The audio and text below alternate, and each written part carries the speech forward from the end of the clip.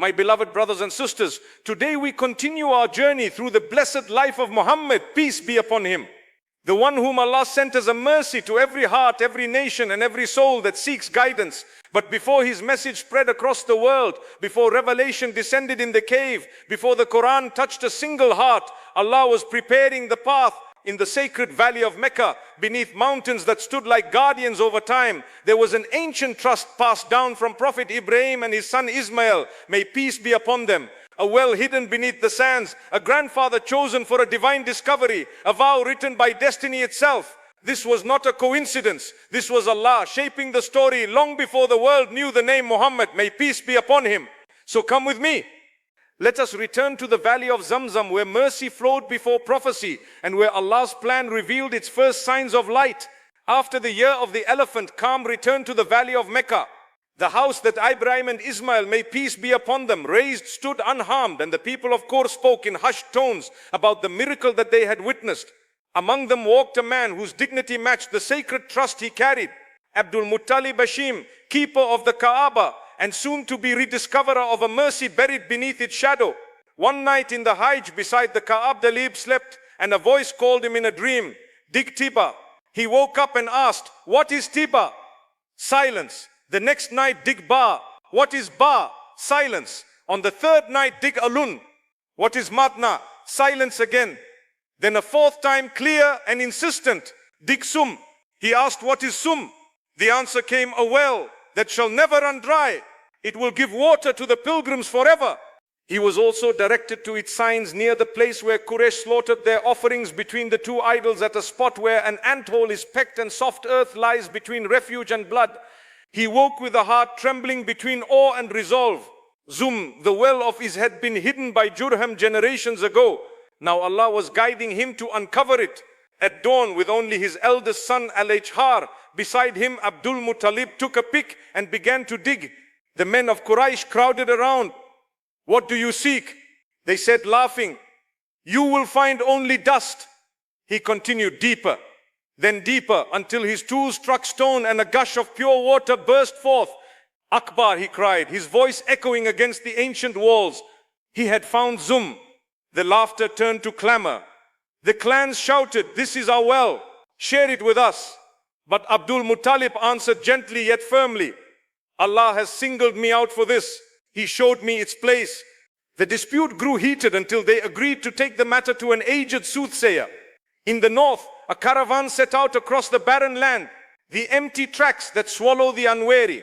Days passed, water skins empty, thirst gripped their throats, and death crept close.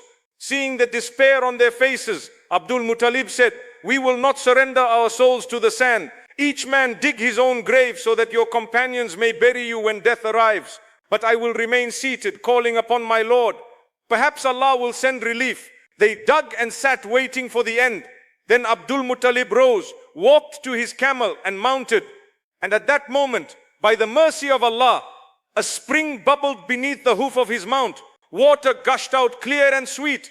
He cried takir, drank, made his ablution, and invited Quraysh, "Come drink and fill your water skins by Allah. It is He who has given us to drink." Their hearts softened by Allah. They said, "The one who guided you to water here in the waste is the one who guided you to Zumam in the sanctuary. The right is yours. We will not dispute with you again." They returned to Mecca and the custodianship of Zam. The sire of the pilgrims became the honor of Abdul Muttalib and his household. As the well flowed again, the people remembered treasures Jorham once buried in the precinct. While clearing the shaft, Abdul Muttalib uncovered 2 gazelles of gold, fine armor and blades. Quraysh demanded a share, but he judged between himself and them by casting lots with arrows, placing portions for himself, for Quraysh, and for the Kaaba. The arrows came out for the Kaaba and for Quraysh, so the golden gazelles were melted to plate the door, and the arms were hung as offerings. Thus the house was adorned, and Zamzam's water was dedicated to the guest of Allah.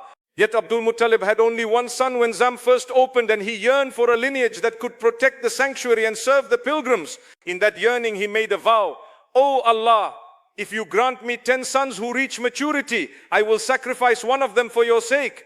Years passed. Allah answered. His sons grew strong, 10 in number, beloved to their father. The day came to fulfill the vow. He gathered his sons before the Kaaba and wrote each of their names on arrows. As was the custom of the age before Islam, they were brought before the idol whose keeper would cast lots. Hearts tightened. The arrow was drawn and it pointed to the youngest and dearest Abdullah, known for his beauty, his purity and his gentle conduct. The people gasped. His brothers stood speechless. Abdul Muttalib's face palled, but he did not waver from the vow. He took Abdullah by the hand and led him toward the place of sacrifice. Quraysh rose in protest. Stop, you cannot do this. If you slay him, men will follow your example. No son will be safe. Seek a judgment. Women wept. His uncles pleaded. A council decided to seek the word of a wise woman in Yathrib, which was Al-Madinah or in the north. They traveled and told her the story. She said, set lots between the boy and 10 camels. Cast the arrows. If the lots fall upon the boy, add 10 more camels and cast again. And keep adding until the ransom falls upon the camels. They returned to Mecca. The keeper cast Abdullah or 10 camels. The arrow fell on Abdullah.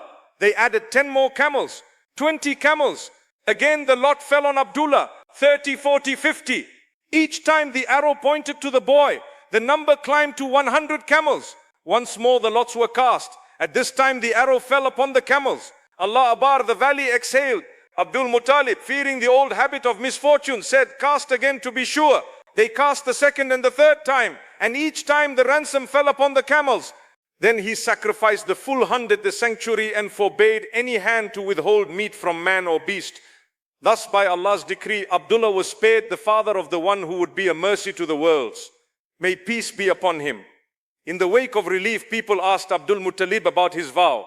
He only looked toward the calf and the flowing well and said, the promise of Allah is true, for he knew that the Lord who guides to water in a desert can guide a lineage through 1,000 tests.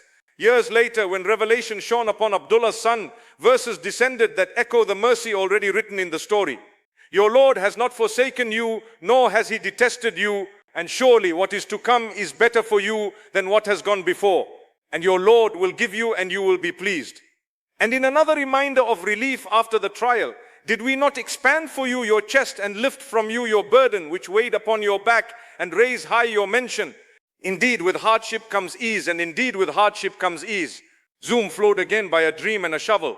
Join me in the next episode, inshallah, as we follow the early life of the one who would be raised with love, loss and divine protection until the world itself would realize who he truly was.